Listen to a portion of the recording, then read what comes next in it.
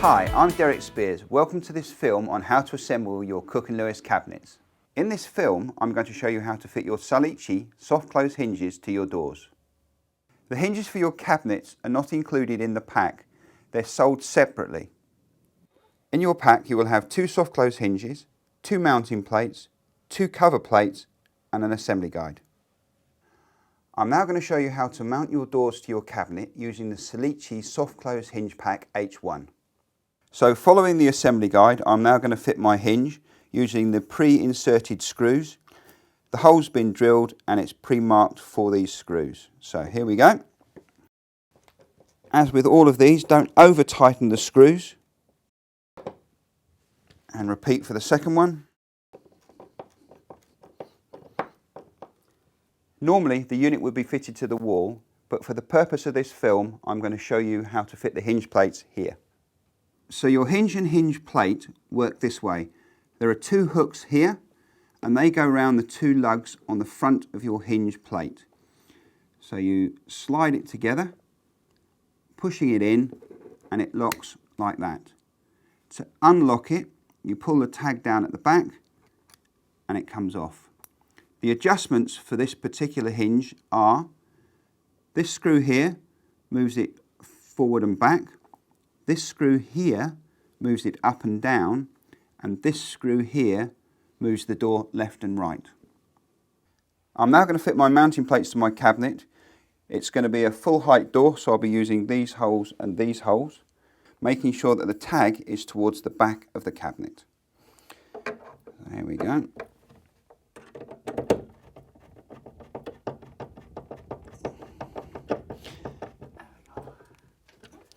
And then repeat for the top.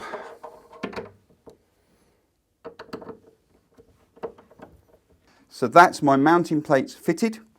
I'm now going to fit the door.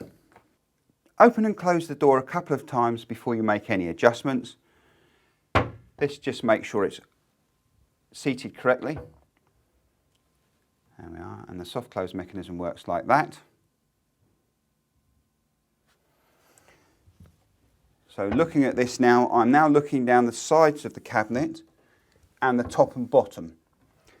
I can see here that this door needs to come across this way at the bottom.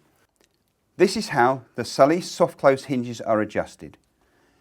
If I turn this screw clockwise, I can increase the gap between the cabinet and the door by 2.8 millimeters. If you turn it anti-clockwise, you can close the gap right down. If I turn this screw in here clockwise, I can move the whole door up by 2 millimeters. Anti-clockwise, I can drop the door down by 2 millimeters. If you need to move your door up or down, make sure you carry out the adjustment on both hinge plates. So to move your door forward, you have to turn the screw anti-clockwise. As you can see there, it's all done on a cam system, so you haven't got to loosen anything off. So it's all done just on a cam system. So that's forward and back, forward and back. If you need to move your hinge plate up or down, again it's all done on a cam system. You haven't got to loosen these screws off. So clockwise moves it up, anti-clockwise brings it down. And don't forget, with the up and down adjustment, you must make sure you move both hinge plates up and down equally. And this screw here, if I turn it clockwise, it moves the door across the unit.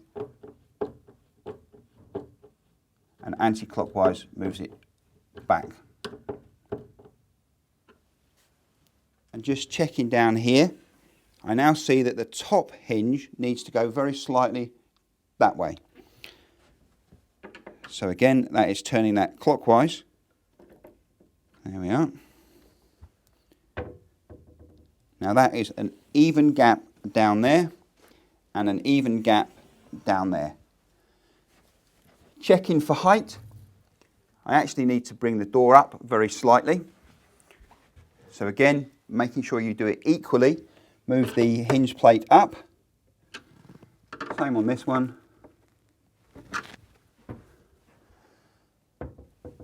That's giving me a nice line across there, nice at the bottom. And I have an even gap down the back here. And that's my door adjusted. And the final thing to do once you've adjusted your door is to fit the cover caps, and they clip on here. 1 and 2, and that is the door complete. So if for any reason you need to take your door off, remove the cover cap, push the tag in, and gently, as you saw there, gently move the door back, and it brings the hinge off. Repeat for the top, and that is your door removed.